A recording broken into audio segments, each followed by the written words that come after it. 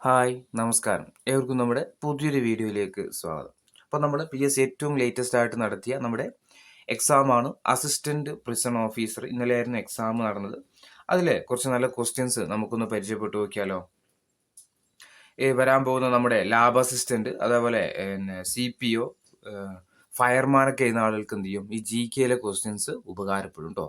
ഒന്നാമത്തെ ചോദ്യം ഇതായിരുന്നേ: മഹാത്മാഗാന്ധിയുമായി ബന്ധപ്പെട്ടുകൊണ്ട് തന്നിരിക്കുന്ന പ്രസ്താവനയുടെ അടിസ്ഥാനത്തിൽ ശരിയായിട്ടുള്ള പ്രസ്താവനകൾ കണ്ടുപിടിക്കുക. തന്നിരിക്കുന്നതിൽ ശരിയായിട്ടുള്ള പ്രസ്താവനകൾ ഏതൊക്കെയാണെന്ന് കണ്ടുപിടിക്കാൻ വേണ്ടിയിട്ടായിരുന്നു.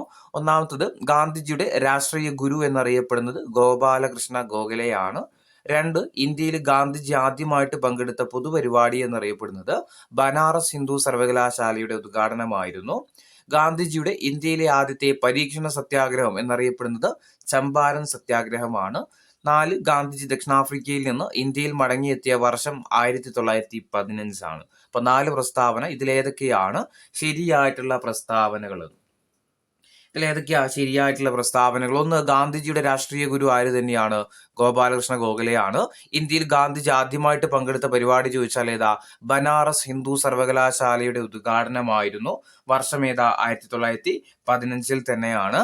പിന്നെ ഗാന്ധിജിയുടെ ഇന്ത്യയിലെ ആദ്യത്തെ പരീക്ഷണ സത്യാഗ്രഹം എന്നറിയപ്പെടുന്നത് ഏതാ? ചമ്പാരൻ സത്യാഗ്രഹമാണ്, 1917.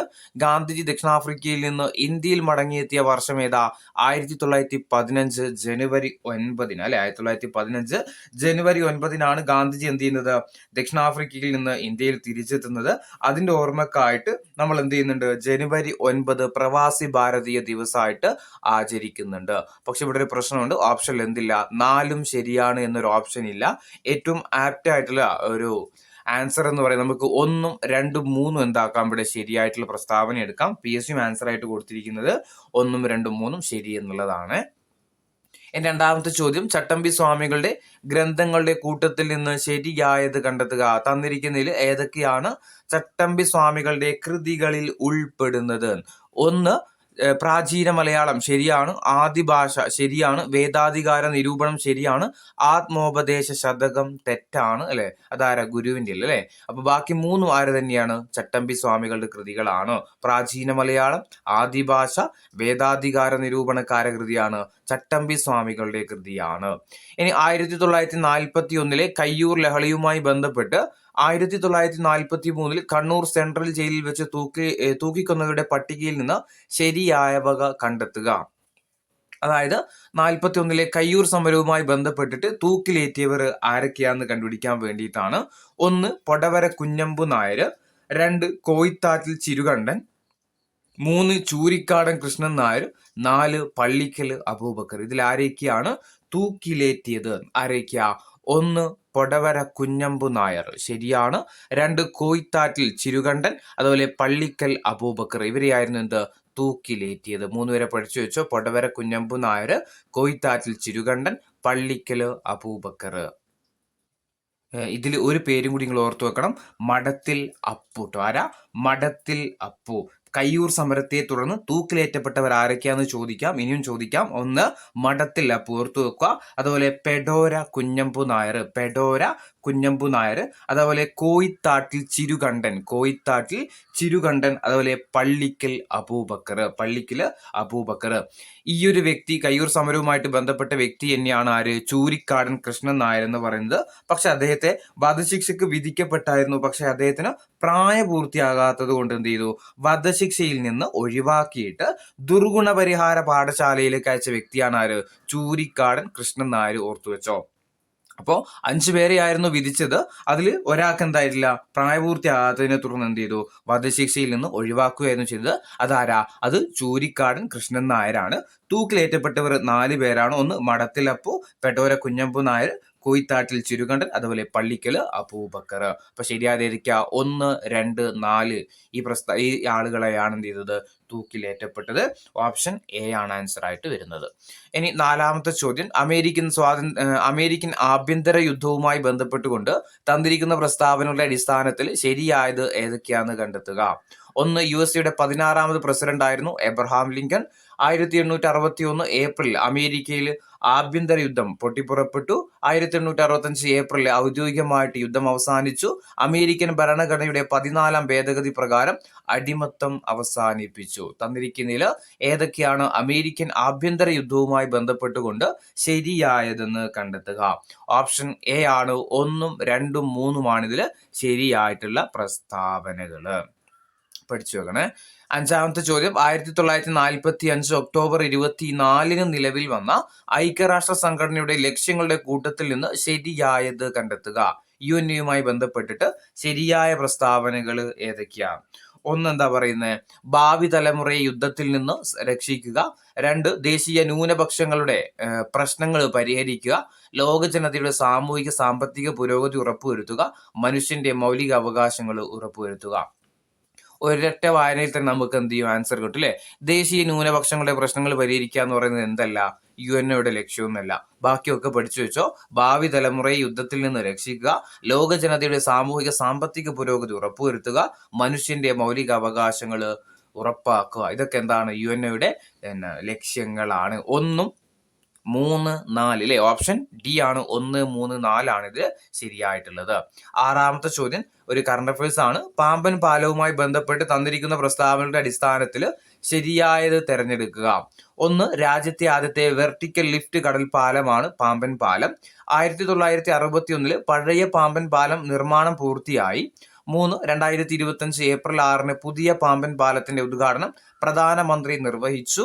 4, പുതിയ പാലത്തിന് സമുദ്രനിരപ്പിൽ നിന്ന് 2.5 മീറ്റർ ഉയരവും 2.8 കിലോമീറ്റർ നീളവും ഉണ്ട്. ഇതിൽ ഏതൊക്കെയാണ് ശരിയായിട്ടുള്ള പ്രസ്താവനകൾ? ഇതിൽ ശരിയായിട്ടുള്ള പ്രസ്താവനകൾ ഓപ്ഷൻ സി ആണ്. 1, 3, 4 ഇതിൽ ശരിയായിട്ടുള്ള പ്രസ്താവനകൾ. ജസ്റ്റ് ഒന്ന് ഈ പാമ്പൻ പാലത്തെ കുറിച്ച് പറഞ്ഞുതരാം. പുതിയ പാമ്പൻ പാലം നമ്മുടെ രാമേശ്വരം പാലം എന്നൊക്കെ അറിയപ്പെടുന്ന ഏതാ? പാമ്പൻ പാലം തന്നെയാണ്. ഇതിന് ഏകദേശം 100 തൂണുകളുണ്ട് കേട്ടോ. ഈ പാമ്പൻ പാലത്തിന് എത്ര തൂണുകളുണ്ട്? 100 തൂണുകളുണ്ട്. 2.08 കിലോമീറ്റർ ആണ് ഇതിന്റെ നീളം എന്ന് പറയുന്നത്. 2.08 കിലോമീറ്റർ ആണ് നീളം എന്ന് പറയുന്നത്.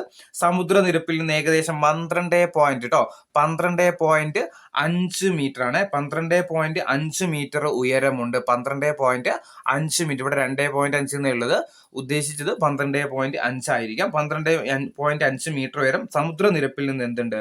പാലത്തിനുണ്ട്. അതുപോലെ 1914 ഫെബ്രുവരി 24 തുറന്ന പാലം ഇന്ത്യയിലെ ആദ്യത്തെ കടൽ പാലമായിരുന്നു.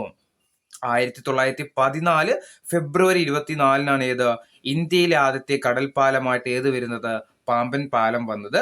2010 ഭദ്രാവർലി കടൽ ലിങ്ക് തുറക്കുന്നത് വരെ ഇന്ത്യയിലെ ഏറ്റവും നീളം കൂടിയ കടൽ പാലവും ഏത് തന്നെയായിരുന്നു? പാമ്പൻ പാലമായിരുന്നു. ഇന്ത്യയിലെ ആദ്യത്തെ വെർട്ടിക്കൽ ലിഫ്റ്റ് പാലം ചോദിച്ചാലും ഏതാ? പാമ്പൻ പാലമാണ്. അത്രയും കാര്യങ്ങൾ ജസ്റ്റ് നിന്റെ കൂടെ ഓർത്തു വെക്കുക. 7ാമത്തെ ചോദ്യം, സിന്ധു നദി നംച പർവയെ കീറിമുറിച്ച് ആഴമേറിയ താഴ്വരകളിലൂടെ ഒഴുകുന്നു. 2, യമുന ഗംഗയുടെ ഒരു പ്രധാന കൈവഴിയാണ്, അലഹബാദിൽ വെച്ച് കൂടിച്ചേരുന്നു. യമുന ഗംഗയുടെ ഒരു പ്രധാന കൈവഴിയാണ്, അത് അലഹബാദിൽ വെച്ച് കൂടിച്ചേരുന്നു. 3ാമത്തെ പ്രസ്താവന, കോസി നദി ബീഹാറിന്റെ ദുഃഖം എന്ന് അറിയപ്പെടുന്നുണ്ട്. 4, ബ്രഹ്മപുത്ര ടിബറ്റിലെ മാനസ സരോവർ തടാകത്തിൽ നിന്ന് ഉത്ഭവിക്കുന്നു. അപ്പൊ 4 പ്രസ്താവന തന്നിട്ടുണ്ട്. നമ്മുടെ ജോഗ്രഫിയുമായി ബന്ധപ്പെട്ടാണ്, അതല്ലെങ്കിൽ നമ്മുടെ എന്താ പറയാ ഹിമാലയൻ നദികളുമായി ബന്ധപ്പെട്ട് ചോദിച്ചിട്ടുള്ള ക്വസ്റ്റ്യൻ ആണ്. ഇതിൽ 4 പ്രസ്താവനയിൽ ഏതൊക്കെയാണ് ശരിയായിട്ടുള്ളതെന്ന് കണ്ടെത്താൻ വേണ്ടിയിട്ട്. ഒന്നാമത്തെ എന്താ? സിന്ധു നദി നംച പർവയെ കീറിമുറിച്ച് ആഴമേറിയ താഴ്വരകളിലൂടെ ഒഴുകുന്നു. Is right. ശരിയാണോ? തെറ്റാണ്. 2, യമുന ഗംഗയുടെ ഒരു പ്രധാന കൈവഴിയാണ്, അലഹബാദിൽ വെച്ച് കൂടിച്ചേരുന്നു. ഗംഗയുടെ പോഷക നദി തന്നെയാണ് ഏത്? യമുന എന്ന് പറയുന്നത്.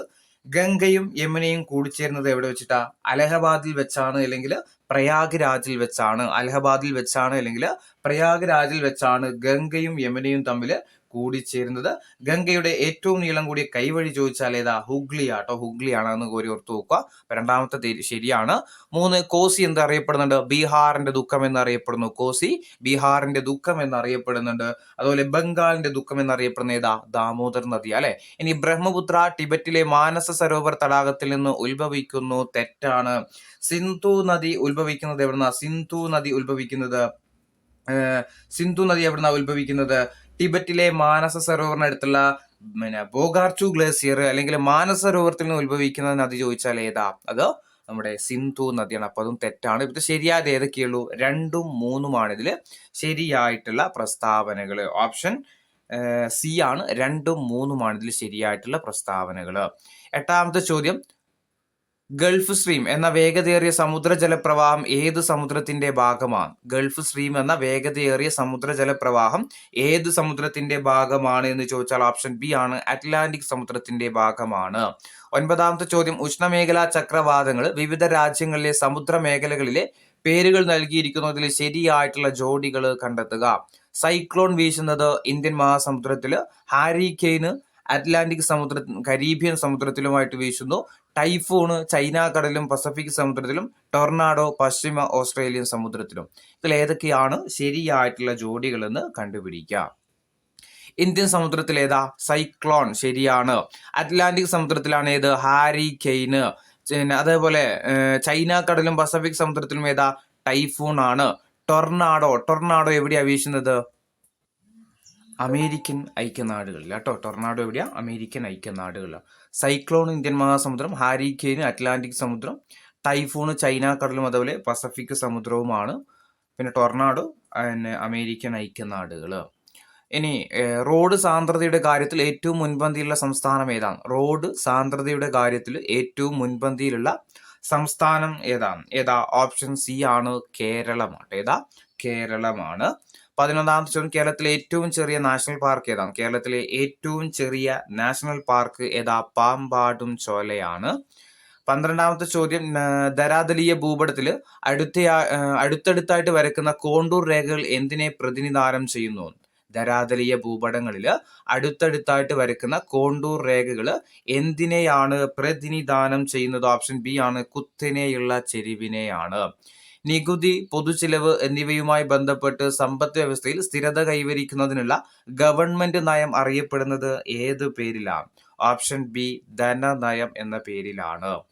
ഇറക്കുമതി ചുങ്കനിരക്ക് കുറച്ചുകൊണ്ടുവരിക എന്ന ലക്ഷ്യം ഏത് പരിഷ്കാരവുമായിട്ട് ബന്ധപ്പെട്ടതാണ്? ഇറക്കുമതി ചുങ്കനിരക്ക് കുറച്ചുകൊണ്ടുവരിക എന്ന ലക്ഷ്യം ഏത് പരിഷ്കാരവുമായിട്ട് ബന്ധപ്പെട്ടതാണ്? ഓപ്ഷൻ സി ആണ്. വ്യാപാര നിക്ഷേപ നയ പരിഷ്കാരങ്ങളുമായിട്ട് ബന്ധപ്പെട്ടതാണ്. ഗ്രാമീണ മേഖലയിലുള്ള എല്ലാ ധനകാര്യ പ്രവർത്തനങ്ങളെയും ഏകോപിപ്പിക്കുന്ന ബാങ്ക് ഏതാണ്? ഗ്രാമീണ മേഖലയിലുള്ള എല്ലാ ധനകാര്യ പ്രവർത്തനങ്ങളെയും ഏകോപിപ്പിക്കുന്ന ബാങ്ക് ഏതാ? ഓപ്ഷൻ ഡി ആണ്. ദേശീയ കാർഷിക ഗ്രാമീണ വികസന ബാങ്ക് അല്ലെങ്കിൽ നബാർഡ്. 16ാമത്തെ ചോദ്യം, നീതി ആയോഗിന്റെ സാമ്പത്തിക ആരോഗ്യ സൂചിക 2025 പ്രകാരം ഏറ്റവും മുന്നിൽ നിൽക്കുന്ന സംസ്ഥാനം ഏതാ? ഓപ്ഷൻ ബി ആണ്. ഒഡീഷയാട്ടോ. ഏതാ? ഒഡീഷയാണ്. ഇനി താഴെ തന്നിരിക്കുന്നതിൽ ഇന്ത്യൻ പഞ്ചവത്സര പദ്ധതികളുമായി ബന്ധപ്പെട്ടിട്ട് ശരി അല്ലാത്ത പ്രസ്താവന, അതായത് തെറ്റായിട്ടുള്ള പ്രസ്താവനയാണ് കണ്ടുപിടിക്കേണ്ടത്. ഒന്നാമത്തെ പഞ്ചവത്സര പദ്ധതി 1951-56 കാലയളവിലാണ്. 2, ഹരിത വിപ്ലവത്തിന് തുടക്കം കുറിച്ചത് 3-ാം പഞ്ചവത്സര പദ്ധതി കാലത്താണ്. മൂന്നാമത്തത്, ഇന്ത്യയിൽ റോളിംഗ് പ്ലാൻ നടപ്പിലാക്കിയത് 68-70 കാലയളവിലാണ്. 11-ാം പഞ്ചവത്സര പദ്ധതിയുടെ കാലയളവ് 2007-2012 ആണ്. അപ്പൊ ഇതില് ഒന്ന് മാത്രമേ തെറ്റുള്ളൂ. ഏതാ ഇതിൽ തെറ്റായിട്ടുള്ളത്? ഓപ്ഷൻ സി ആണ്. റോളിംഗ് പ്ലാൻ നടപ്പിലാക്കിയത് 68-70 എന്നുള്ളത് തെറ്റാണ്. ഏതായിരുന്നു? പ്ലാൻ ഹോളിഡേയ്സ് ആണ്. റോളിംഗ് പ്ലാൻ ഏതാ വർഷം? 1978 അല്ലേ? 78ലാണ് റോളിംഗ് പ്ലാൻ നടപ്പിലാക്കുന്നത്. മൊറാർജി ദേശായിയുടെ കാലത്തല്ലേ അല്ലേ? അപ്പൊ അതാണ് തെറ്റായിട്ടുള്ളത്. ബാക്കിയൊക്കെ എന്താണ്? ശരിയാണ്. 18ാമത്തെ ചോദ്യം, 2025-26 കേന്ദ്ര ബജറ്റിൽ പ്രധാനമന്ത്രി ധൻ ധാന്യ കൃഷി യോജന പദ്ധതിയിൽ എത്ര കാർഷിക ജില്ലകളാണ് ഉൾപ്പെടുന്നത്? 2025-26 കേന്ദ്ര ബജറ്റില് പ്രധാനമന്ത്രി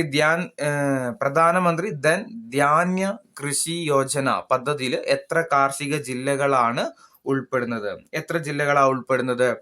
ഓപ്ഷൻ എ ആണ്. 100 ജില്ലകളാണ് ഉൾപ്പെടുന്നത്. 19ാമത്തെ ചോദ്യം, ഇന്ത്യയുടെ ഭരണഘടന തയ്യാറാക്കുന്നതിന് വേണ്ടിയിട്ട് രൂപീകരിച്ച ഭരണഘടനാ നിർമ്മാണ സഭയുടെ ആദ്യത്തെ താൽക്കാലിക അധ്യക്ഷൻ ആരായിരുന്നു? സച്ചിദാനന്ദ സിൻഹയാണ്. 20ാമത്തെ ചോദ്യം, ഇന്ത്യൻ ഭരണഘടനയിൽ ഉൾപ്പെടുത്തിയിരിക്കുന്ന ചില വ്യവസ്ഥകളും ആശയങ്ങളും അവ കടമെടുത്ത രാജ്യങ്ങളുടെ പേരുകളും ചുവടെ തന്നിരിക്കുന്നു. ചേരുംപടി ചേർക്കുക.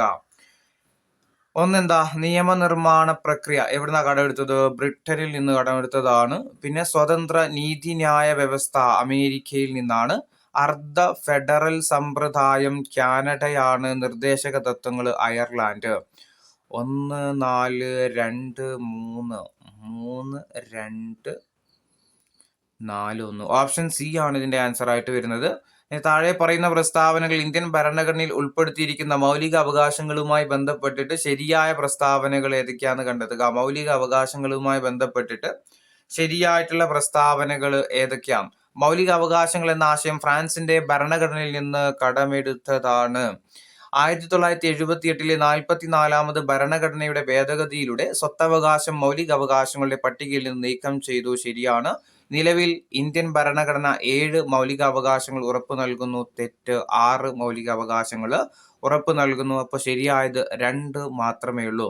മൗലിക അവകാശങ്ങൾ എവിടുന്നാണ് കടമെടുത്തത്? അമേരിക്കയിൽ നിന്നാണ്. നിലവിൽ 6 മൗലിക അവകാശങ്ങളാണ് ഉള്ളത്. ഇനി ഇന്ത്യൻ ഭരണഘടനയിൽ വരുത്തിയ ചില പ്രധാനപ്പെട്ട ഭേദഗതികൾ ചുവടെ തന്നിരിക്കുന്നു. ചേരുംപടി ചേർക്കുക. ഒന്നാമത്തെ എന്താ? 42ാമത്തെ ഭേദഗതി. 42ാമത് ഭേദഗതി എന്താ? ഭരണഘടനയുടെ ആമുഖത്തിൽ സോഷ്യലിസ്റ്റ്, സെക്യുലർ എന്നീ ആശയങ്ങൾ കൂട്ടിച്ചേർക്കുന്നു. അതുപോലെ മിനി കോൺസ്റ്റിറ്റ്യൂഷൻ എന്നൊക്കെ അറിയപ്പെടുന്ന ഭേദഗതിയാണ് ഇത്. 42ാമത്തെ ഭേദഗതി. 86ാമത്തെ ഭേദഗതിയാണ് ഇത്. നിർബന്ധിതവും സൗജന്യവുമായിട്ടുള്ള വിദ്യാഭ്യാസം. 73ഉം 74ഉം പഞ്ചായത്ത് രാജ് നഗരപാലിക. 52 കൂറുമാറ്റ നിരോധന നിയമമാണ്. ഇനി താഴെ പറയുന്നതിൽ ഇന്ത്യൻ ഭരണഘടനയിൽ ഉൾപ്പെടുത്തിയിരിക്കുന്ന രാഷ്ട്ര നയത്തെ സംബന്ധിക്കുന്ന നിർദ്ദേശക തത്വങ്ങളിൽ ഉൾപ്പെടാത്തത് ഏതാ? നിർദ്ദേശക തത്വങ്ങളിൽ ഉൾപ്പെടാത്തത് ഏതാ? സ്ത്രീക്കും പുരുഷനും തുല്യ ജോലിക്ക് തുല്യ വേതനം 39D. രാജ്യത്തിന് മുഴുവൻ ബാധകമായ ഏകീകൃത സിവിൽ കോഡ് നിയമസംഹിത ആർട്ടിക്കിൾ 44. ഗ്രാമപഞ്ചായത്തുകളുടെ രൂപീകരണം ആർട്ടിക്കിൾ 40. അയിത്താചരണ നിർമാർജനം ആർട്ടിക്കിൾ 17 മൗലിക അവകാശങ്ങളുടെ ഭാഗത്ത് വരുന്നതാണ്. അപ്പോൾ ഉൾപ്പെടാത്തത് ഓപ്ഷൻ ഡി ആണ്. 24ാമത്തെ ചോദ്യം താഴെ പറയുന്നതിൽ കേന്ദ്ര കാര്യനിർവഹണ വിഭാഗവുമായി ബന്ധപ്പെട്ടിട്ട് ശരിയായ പ്രസ്താവനകൾ ഏതൊക്കെയാണെന്ന് കണ്ടെത്തുക. 1. ഇന്ത്യൻ ഭരണഘടന അനുസരിച്ച് രാഷ്ട്രത്തിന്റെ തലവൻ പ്രസിഡന്റും ഗവൺമെന്റിന്റെ തലവനും പ്രധാനമന്ത്രിയുമാണ്. ശരിയാണ്. 2. ഇന്ത്യൻ പാർലമെന്റ് പാസാക്കുന്ന എല്ലാ ബില്ലുകളും നിയമമാകുന്നത് പ്രസിഡന്റിന്റെ അംഗീകാരത്തോടു കൂടിയാണ്. ശരിയാണ്. ഭരണഘടനയുടെ 91ാമത് ഭേദഗതി അനുസരിച്ച് കേന്ദ്ര മന്ത്രിസഭയുടെ പരമാവധി അംഗസംഖ്യയുടെ ലോക്സഭയിലെ മൊത്തം അംഗങ്ങളുടെ 20% കൂടാൻ പാടില്ല. തെറ്റാണ്. 15% കൂടാൻ പാടില്ല. 20 അല്ല, 15 ആണ്. ബാക്കി 2 പ്രസ്താവനകൾ എന്താണ്? ശരിയാണ്. 1ഉം 2ഉമാണ് ഇതിൽ ശരിയായിട്ടുള്ളത്. താഴെ പറയുന്ന ഇനങ്ങളിൽ നിന്ന് കൺകറന്റ് ലിസ്റ്റിൽ ഉൾപ്പെട്ട വിഷയം കണ്ടെത്തുക. തന്നിരിക്കുന്നതിൽ കൺകറന്റ് വിഷയത്തിൽ ഉൾപ്പെട്ട വിഷയം ഏതാ? വനം അല്ലെ? വനമാണ്. ഇനി ഇന്ത്യൻ ഭരണഘടനയുടെ 73ാമത് ഭേദഗതി പ്രകാരം ഇന്ത്യയിൽ നടപ്പിലാക്കിയ പഞ്ചായത്തി രാജ് നിയമവുമായി ബന്ധപ്പെട്ടിട്ട് ശരിയായ പ്രസ്താവനകൾ ഏതൊക്കെയാണെന്ന് കണ്ടെത്തുക. പഞ്ചായത്തി രാജുമായി ബന്ധപ്പെട്ടിട്ട് ശരിയായ പ്രസ്താവനകൾ ഏതൊക്കെയാണ്? 1. സംസ്ഥാനങ്ങളിൽ ഗ്രാമ, ബ്ലോക്ക്, ജില്ലാ തലങ്ങളിൽ ഒരു ത്രിതല പഞ്ചായത്ത് രാജ് സംവിധാനം സ്ഥാപിക്കുന്നതിന് ഈ നിയമം വ്യവസ്ഥ ചെയ്യുന്നു. 2. സംസ്ഥാനങ്ങളിലെ പ്രാദേശിക ഗവൺമെന്റുകളുടെ ധനസ്ഥിതി പരിശോധിക്കാനായിട്ട് ഓരോ 10 വർഷം കൂടുന്തോറും സംസ്ഥാന ഗവൺമെന്റ് ഒരു ധനകാര്യ കമ്മീഷനെ നിയമിക്കുന്നതിന് ഈ നിയമം വ്യവസ്ഥ ചെയ്യുന്നു. 10 അല്ല, 5 വർഷം കൂടുമ്പോ കേട്ടോ പുതിയ ധനകമ്മീഷൻ വരുന്നത്. അല്ലെങ്കിൽ ധനസ്ഥിതി പരിശോധിക്കാനായിട്ട് നമ്മുടെ സംസ്ഥാന ധനകാര്യ കമ്മീഷനെ നിയമിക്കുന്നത് 5 വർഷം കൂടുമ്പോഴാണ്. അപ്പോൾ അത് തെറ്റാണ്. പഞ്ചായത്തുകളുടെ അധികാരങ്ങളും ചുമതലകളുമായി ബന്ധപ്പെട്ട വിഷയങ്ങൾ ഭരണഘടനയുടെ 11ാം പട്ടികയിൽ ഉൾപ്പെടുത്തിയിട്ടുണ്ട്. ശരിയാണ്. 1ഉം 3ഉമാണ് ഇതിലെ ശരിയായിട്ടുള്ള പ്രസ്താവനകൾ. 27ാമത്തെ ചോദ്യം, ഇന്ത്യയിൽ എല്ലാ തെരഞ്ഞെടുപ്പും ഒരുമിച്ച് നടത്തുന്നതിനായിട്ട് അവതരിപ്പിക്കപ്പെട്ട ഒരു രാജ്യം ഒരു തിരഞ്ഞെടുപ്പ് എന്ന ആശയത്തെക്കുറിച്ച് പഠിച്ച് റിപ്പോർട്ട് സമർപ്പിക്കാനായിട്ട് കേന്ദ്ര സർക്കാർ നിയോഗിച്ച ഉന്നതതല സമിതിയുടെ അധ്യക്ഷൻ ആരായിരുന്നു? മുൻ രാഷ്ട്രപതിയായിട്ടുള്ള രാംനാഥ് കോവിന്ദ് ആണ്. കേരളത്തിലെ മുന്നാക്ക സമുദായങ്ങളിലെ സാമ്പത്തികമായിട്ട് പിന്നാക്കം നിൽക്കുന്ന കുടുംബങ്ങളിലുള്ളവർക്ക് വിദ്യാഭ്യാസത്തിനും പ്രവേശന മത്സര പരീക്ഷാ പരിശീലനത്തിനും കേരള സംസ്ഥാന മുന്നാക്ക സമുദായ ക്ഷേമ കോർപ്പറേഷൻ നൽകുന്ന സ്കോളർഷിപ്പിന്റെ പേര് എന്താണ്?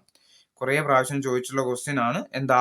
ഓപ്ഷൻ ഡി ആണ് വിദ്യാസമുന്നതി. ശരിക്കും ഉന്നതി എന്നാട്ടുള്ളൂ. വിദ്യാസമുന്നതി. നോക്കാം. ഇനി 29ാമത്തെ ചോദ്യം, കേരള സംസ്ഥാന ആസൂത്രണ ബോർഡിന്റെ അധ്യക്ഷൻ ആരാണ്? കേരള സംസ്ഥാന ആസൂത്രണ ബോർഡിന്റെ അധ്യക്ഷൻ ആരായിരിക്കും? അത് മുഖ്യമന്ത്രിയായിരിക്കും. 30ാമത്തെ ചോദ്യം, ഇന്ത്യയിൽ നടപ്പിലാക്കിയ പഞ്ചായത്ത് രാജ് നിയമവുമായി ബന്ധപ്പെട്ട് യോജിക്കുന്ന പ്രസ്താവന അല്ലെങ്കിൽ പ്രസ്താവനകൾ കണ്ടെത്തുക. രണ്ടാമത്തെ ക്വസ്റ്റ്യൻ അല്ലെ, 73ാം ഭേദഗതിയുമായി ബന്ധപ്പെട്ടിട്ട്. 1. ഇന്ത്യൻ പാർലമെന്റ് പാസാക്കിയ ഭരണഘടനയുടെ 73ാമത്തെ ഭേദഗതി പഞ്ചായത്തുകളിലെയും 74ാമത്തെ ഭേദഗതി മുനിസിപ്പാലിറ്റികളെയും പ്രാദേശിക ഗവൺമെന്റുകളെ സംബന്ധിച്ചിട്ടുള്ളതാണ്. ശരിയാണ്. അടുത്തത് എന്താ? ഒരു ഗ്രാമപഞ്ചായത്തിലെ ഓരോ വാർഡിലെയും മുഴുവൻ സമ്മതിദായകരും അതത് വാർഡിന്റെ ഗ്രാമസഭകളിൽ അംഗങ്ങളാണ്. ശരിയാണ്. കേരള സംസ്ഥാനത്തിൽ പഞ്ചായത്തുകളിലെയും മുനിസിപ്പാലിറ്റികളിലെയും എല്ലാ തലങ്ങളിലുള്ള മൊത്തം സീറ്റുകളിലെ 50% സ്ത്രീകൾക്കായിട്ട് സംവരണം ചെയ്തിട്ടുണ്ട്. ഇവിടെ കേരളം എന്ന് എടുത്തു പറഞ്ഞത് കൊണ്ട് ശരിയാണ്. ഇന്ത്യയിലാണെങ്കിൽ എത്രയുള്ളൂ? 33% ഉള്ളൂ. കേരളത്തിൽ എത്രയുണ്ട്? 50% ഉണ്ട്. അപ്പോൾ 3 പ്രസ്താവനകളും ശരിയാണ്. മയക്കുമരുന്നുകളുടെ വിതരണം, ഉപയോഗവും വ്യാപനവും തടയാൻ വേണ്ടിയിട്ട് കേരള സംസ്ഥാന പോലീസ് രൂപം നൽകിയ പദ്ധതിയുടെ പേര് എന്താ? ഓപ്ഷൻ ബി ആണ് യോദ്ധാവ്. ഏതാ? യോദ്ധാവ്. 32ാമത്തെ ചോദ്യം, വൈറ്റമിൻ എയുടെ തുടർച്ചയായ അഭാവം കാരണം കാഴ്ച പൂർണ്ണമായിട്ടും നഷ്ടപ്പെടുന്ന രോഗാവസ്ഥയുടെ പേര് എന്താ? ഓപ്ഷൻ എ ആണ് സീറോഫ്താൽമിയ. 33ാമത്തെ ചോദ്യം, സ്റ്റേറ്റ് എയ്ഡ്സ് കൺട്രോൾ സൊസൈറ്റിയുടെ നേതൃത്വത്തിൽ കേരളത്തിലെ വിദ്യാഭ്യാസ സ്ഥാപനങ്ങളിൽ എയ്ഡ്സ് ബോധവൽക്കരണം എന്ന ആശയം മുൻനിർത്തിക്കൊണ്ട് പ്രവർത്തിക്കുന്ന ക്ലബ്ബ് ഏതാണ്? ഓപ്ഷൻ ഡി ആണ് റെഡ് റിബൺ ക്ലബ്ബ്. എന്താ? റെഡ് റിബൺ ക്ലബ്ബ് ആണ്.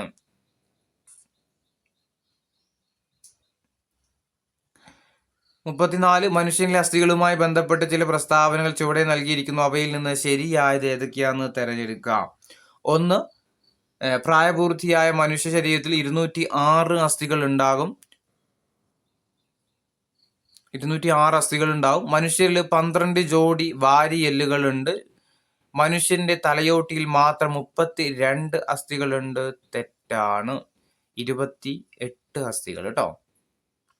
ഇനി 35, അമൃത ദേവി ബിഷ്ണോയ് അവാർഡ് ഏത് മേഖലയുമായി ബന്ധപ്പെട്ടിരിക്കുന്നു? അമൃത ദേവി ബിഷ്ണോയ് അവാർഡ് ഏത് മേഖലയുമായി ബന്ധപ്പെട്ടിരിക്കുന്നു? ഓപ്ഷൻ സി ആണ് വന സംരക്ഷണവുമായി ബന്ധപ്പെട്ടതാണ്.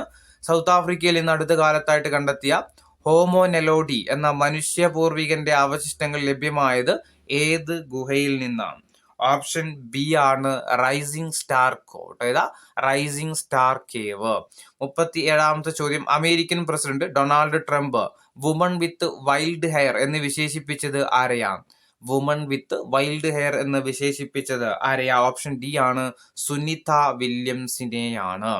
38ാമത്തെ ചോദ്യം, ദൃശ്യപ്രകാശത്തിന്റെ ആവൃത്തി F1ഉം മൈക്രോവേവിന്റെ ആവൃത്തി F2ഉം എക്സ് ഗ്രഹണങ്ങളുടെ ആവൃത്തി F3യും ആണെങ്കിൽ താഴെ തന്നിരിക്കുന്നതിൽ നിന്നും ശരിയായത് തിരഞ്ഞെടുക്കുക. അതായത് കൂടിയതിൽ നിന്ന് കുറഞ്ഞതേക്കും അതുപോലെ കുറഞ്ഞതിൽ നിന്ന് കൂടിയതൊക്കെ ആയിട്ട് വിഭജിച്ചിട്ടുണ്ട്. അതിൽ ഏറ്റവും കൂടുതൽ ഏതാണോ അത് ആദ്യം എഴുതുന്ന രീതിയിൽ. ഏതാ?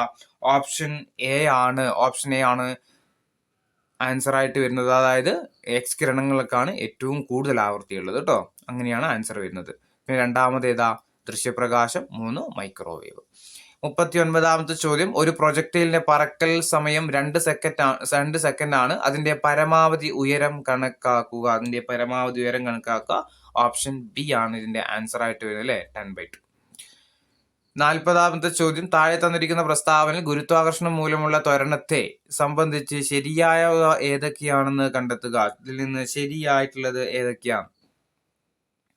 1. ഭൗമ ഉപരിതലത്തിൽ നിന്ന് മുകളിലേക്ക് പോകും തോറും ജിയുടെ മൂല്യം കുറഞ്ഞു വരുന്നു. ശരിയാണ്. ത്വരണം കുറഞ്ഞു വരുന്നു. ശരിയാണ്. ഭൂമിയുടെ ഉപരിതലത്തിൽ നിന്നും ആഴത്തിലേക്ക് പോകും തോറും ജിയുടെ മൂല്യം കൂടി വരുന്നു. തെറ്റ്. അതും എന്താണ്? കുറയുകയാണ് ചെയ്യുന്നത്. ധ്രുവപ്രദേശങ്ങളിലേക്ക് പോകുമ്പോൾ ഏറ്റവും ഉയർന്ന മൂല്യം കിട്ടുന്ന എവിടുന്ന? ധ്രുവപ്രദേശങ്ങളെ. ജിക്ക് ഏറ്റവും ഗുരുത്വാകർഷണം ഏറ്റവും കൂടുതൽ കാണുന്നത് എവിടെയാ? ധ്രുവ പ്രദേശങ്ങളിലാണ്. അതും എന്താണ്? ശരിയായിട്ടുള്ള പ്രസ്താവനകൾ. അപ്പോൾ ഏതൊക്കെയാ ശരി? 1, 3 ഇതിൽ ശരിയായിട്ടുള്ള പ്രസ്താവനകൾ. ഇനി ബഹിരാകാശത്ത് വെച്ച് ഉപഗ്രഹങ്ങളെ കൂട്ടിയോജിപ്പിക്കുന്ന സ്പേസ് ഡോക്കിംഗ് വിജയകരമായിട്ട് പരീക്ഷിച്ച 4ാമത്തെ രാജ്യമാണ് ഇന്ത്യ. ഏതൊക്കെ ഉപഗ്രഹങ്ങളെയാണ് സ്പേസ് ഡോക്കിംഗ് വഴി ബന്ധിപ്പിക്കുന്നത്? സ്പേസ് ഡോക്കിംഗ് വഴി ബന്ധിപ്പിക്കുന്നത് ഏതൊക്കെയാ? SDX നോട്ട് 1ഉം SDX നോട്ട് 2 ആട്ടോ. ഓപ്ഷൻ എ ആണ് SDX നോട്ട് 1ഉം SDX നോട്ട് 2 ആണ് അല്ലെ. എന്തായിരുന്നു ഈ സ്പേസ് ഡോക്കിംഗ് എന്ന് പറഞ്ഞു കഴിഞ്ഞാല് ഈ ബഹിരാകാശത്ത് വെച്ചിട്ട് 2 പേടകങ്ങളെ കൂട്ടിച്ചേർക്കുക എന്നുള്ളതാണ് ഏത് ഈ സ്പേസ് ഡോക്കിംഗ് എന്ന് പറഞ്ഞു കഴിഞ്ഞാൽ കേട്ടോ. ബഹിരാകാശത്ത് വെച്ചിട്ട് 2 പേടകങ്ങളെ കൂട്ടിച്ചേർക്കുന്ന പദ്ധതിയാണ് ഏത് ഈ സ്പേസ് ഡോക്കിംഗ് എന്ന് പറയുന്നത്. അതുപോലെ ഇന്ത്യക്കാരെ ചന്ദ്രനിൽ എത്തിക്കാനൊക്കെ ഇത് ഉപയോഗിക്കുന്നുണ്ട്, സ്പേസ് ഡോക്കിംഗ് ഉപയോഗപ്പെടുത്തുന്നുണ്ട് കേട്ടോ. ഇനി ചില മൂലകങ്ങളെ ബ്ലോക്ക് അടിസ്ഥാനത്തിൽ പട്ടികപ്പെടുത്തിയിരിക്കുന്നു. ഇതിൽ നിന്നും ട്രാൻസ് യുറാനിയം മൂലകത്തെ കണ്ടെത്തുക. ട്രാൻസ് യുറേനിയം മൂലകത്തെ കണ്ടെത്തുക ഏതാ? ഓപ്ഷൻ സി ആണ് ഫെർമിയം. ഏതാ? ഫെർമിയം ആണ്. 43ാമത്തെ താഴെ കൊടുത്തിരിക്കുന്ന പ്രസ്താവനകൾ അമോണിയ എന്ന സംയുക്തത്തിനെ കുറിച്ച് ശരിയായവ കണ്ടെത്തുക. അമോണിയയുമായി ബന്ധപ്പെട്ടിട്ട് ശരിയായിട്ടുള്ള പ്രസ്താവനകൾ ഏതൊക്കെയാണ്? 1, അമോണിയ തന്മാത്രക്ക് ത്രികോണീയ പിരമിഡ് ആകൃതിയാണ്. ശരിയാണ്. രൂക്ഷ ഗന്ധമുള്ള നിറമില്ലാത്ത വാതകമാണ്. രൂക്ഷഗന്ധമുള്ള നിറമില്ലാത്ത വാതകമാണ്. ആണോ? ആണല്ലോ അമോണിയ. ശരിയാണ്. അമോണിയ വ്യാവസായികമായിട്ട് ഉൽപ്പാദിപ്പിക്കുന്ന സമ്പർക്ക പ്രക്രിയ തെറ്റാണ്. അമോണിയ ഹേബർ അല്ലേ? അമോണിയ ഹേബർ പ്രക്രിയ കേട്ടോ, സമ്പർക്കല്ല ഹേബർ ആണ്. അപ്പോൾ 1, 2 ഇതിൽ ശരിയായിട്ടുള്ളത്. ചുവടെ തന്നിരിക്കുന്ന ഗ്രാഫ് ഏത് വാതക നിയമത്തെ പ്രതിനിധാനം ചെയ്യുന്നു എന്ന് കണ്ടെത്തുക. തന്നിരിക്കുന്ന ഗ്രാഫ് ഏത് വാതക നിയമത്തെയാണ് പ്രതിനിധാനം ചെയ്യുന്നത്? ഏതാ? ഓപ്ഷൻ സി ആണ് ഗൊലുസാക്ക് നിയമം അല്ലേ? ഗൊലുസാക്ക് അല്ലേ? ഗൊലുസാക്ക് നിയമം. ചന്ദ്രന്റെ ദക്ഷിണ ധ്രുവത്തിൽ ഏത് ലോഹമൂലകത്തിന്റെ സാന്നിധ്യമാണ് ചാന്ദ്രയാൻ 3 കണ്ടെത്തിയത്? എത്രയോ പ്രാവശ്യം ചോദിച്ചു. ഏതാ? സൾഫർ ആണ്. തൃശൂർ പൂരം ആരംഭിച്ച രാജാവ് ആരാ? ശക്തൻ തമ്പുരാന്. താഴെ തന്നിരിക്കുന്നവയിൽ 2024 മേജർ ധ്യാൻചന്ദ് ഖേൽരത്ന അവാർഡ് നേടാത്തത് ആരാ? ഗുഗേഷിന് ലഭിച്ചിട്ടുണ്ട്, മനു ഭാക്കറിന് ലഭിച്ചിട്ടുണ്ട്, ഹർമൻപ്രീത് സിംഗിനും കിട്ടിയിട്ടുണ്ട്. സുഖജിത്ത് സിംഗിന് എന്ത് കിട്ടിയിട്ടില്ല? ഖേൽരത്ന അവാർഡ് കിട്ടിയിട്ടില്ല. തന്നിരിക്കുന്നവയില് ആർക്കൊക്കെയായിരുന്നു ഖേൽരത്ന അവാർഡ് ലഭിച്ചത് എന്ന് ഓർമ്മയുണ്ടോ നിങ്ങൾക്ക്? 4 പേർക്കല്ലേ ലഭിച്ചല്ലേ? ഗുഗേഷ്, മനു ഭാക്കർ, ഹർമൻപ്രീത് സിംഗ്, അതുപോലെ നമ്മുടെ പാരാ അത്ലറ്റ് ആയിട്ടുള്ള പ്രവീൺ കുമാർ കേട്ടോ. പ്രവീൺ കുമാറിനുമാണ് 2024 മേജർ ധ്യാൻചന്ദ് അവാർഡ് ലഭിച്ചത് കേട്ടോ. ഇനി താഴെ തന്നിരിക്കുന്നതിൽ മാർ കുര്യാക്കോസ് ഏലിയാസ് ചവറയുമായി ബന്ധപ്പെട്ടിട്ട് ശരിയായ പ്രസ്താവനകൾ ഏതൊക്കെയാണെന്ന് കണ്ടെത്തുക. 1, പ്രായം ചെന്നവർക്ക് വേണ്ടിയിട്ട് മധ്യ കേരളത്തിൽ അനാഥാലയങ്ങൾ സ്ഥാപിച്ചു. ശരിയാണ്. സംസ്കൃത വിദ്യാലയം സ്ഥാപിച്ചു. ശരിയാണ്. വേദാധികാര നിരൂപണം ആരാ? ചട്ടമ്പി സ്വാമികളാണ്. അപ്പോൾ 1ഉം 2ഉമാണ് ഇതിൽ ശരിയായിട്ടുള്ള പ്രസ്താവനകൾ. 1ഉം 2ഉമാണ് ഇതിൽ ശരിയായിട്ടുള്ളത്. 49ാമത്തെ ചോദ്യം, ഇരയിമ്മൻ തമ്പി രചിച്ച ആട്ടക്കഥകൾ താഴെ പറയുന്നവയിൽ ഏതാണ്? ഇരയിമ്മൻ തമ്പി രചിച്ച ആട്ടക്കഥകൾ ഏതാ? ഓപ്ഷൻ 1 കീചകവധം ശരിയാണ്. അതുപോലെ ഉത്തരാ സ്വയംവരം ശരിയാണ്. 1ഉം 2ഉമാണ് ശരിയായിട്ടുള്ളത്. 50ാമത്തെ ചോദ്യം, നോർവേയുടെ ഉന്നത ബഹുമതിയായ ഹോൾബർഗ് പുരസ്കാരം നേടിയ ഇന്ത്യക്കാരി ആരാണ്? ഹോൾബർഗ് പുരസ്കാരം നേടിയ ഇന്ത്യക്കാരി ആരാ? ഗായത്രി സ്പിവാക്ക്. ആരാ? ഗായത്രി സിപ്വാക്കാണ്. ഗായത്രി സിപ്വാക്കാണ്. നമ്മൾ കറണ്ട് അഫയേഴ്സിന്റെ ക്ലാസ്സിൽ പറഞ്ഞിട്ടുണ്ടായിരുന്നു ഈ കാര്യം. അപ്പൊ ഇത്രയാണ് ഇതിൽ GK ക്വസ്റ്റ്യൻസ് ഉണ്ടായിരുന്നത്. ഇനി മാത്സിന്റെ ആൻസർ മാത്രം ജസ്റ്റ് ഒന്ന് പറഞ്ഞു പോവാം. 51ന്റെ ആൻസർ വരുന്നത് ഓപ്ഷൻ ഡി ആണ്. 52 option C 4 unit. 53 option A ആണ്. 54ാമത്തെ ചോദ്യം 54 option B. 55 option D. 56 option C. 57 option B 10 ആണ്. 58 ഓപ്ഷൻ എ ആണ് 10. 59 ഓപ്ഷൻ ഡി. 19 60 option B. ഇനി ഇംഗ്ലീഷിലെ ചോദ്യങ്ങളാണ്. 61 ഓപ്ഷൻ സി ആണ്. 62 ഓപ്ഷൻ എ.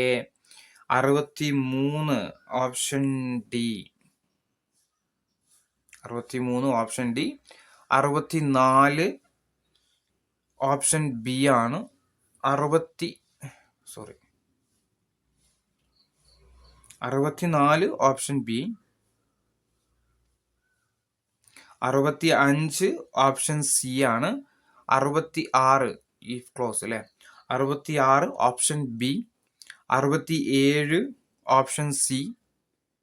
68 option D. പോയിട്ട് ടോളറേറ്റ് അല്ലേ. 69 ഓപ്ഷൻ ഡി ആണ്. 70 ഓപ്ഷൻ ബി. ഇനി മലയാളമാണ്. 71 ഓപ്ഷൻ ബി. സുമിത്രയുടെ പുത്രൻ ആരാ? സൗമിത്രി. സുമിത്രയുടെ പുത്രൻ സൗമിത്രി.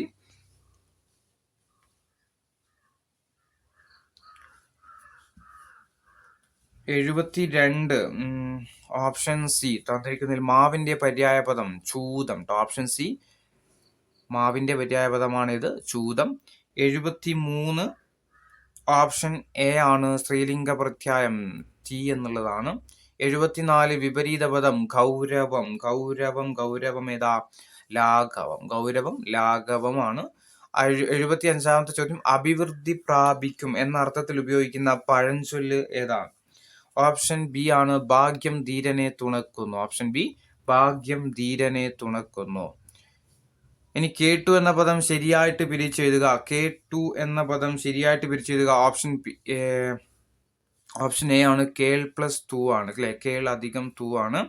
77ാമത്തെ ചോദ്യം, ഓപ്ഷൻ സി ആണ്, കണ്ണടച്ചിരുട്ടാക്കുക, സത്യവിരുദ്ധമായിട്ട് പ്രവർത്തിക്കുക. ആർ എന്നത് ഏത് ബഹുവചന പ്രത്യായമാണ്?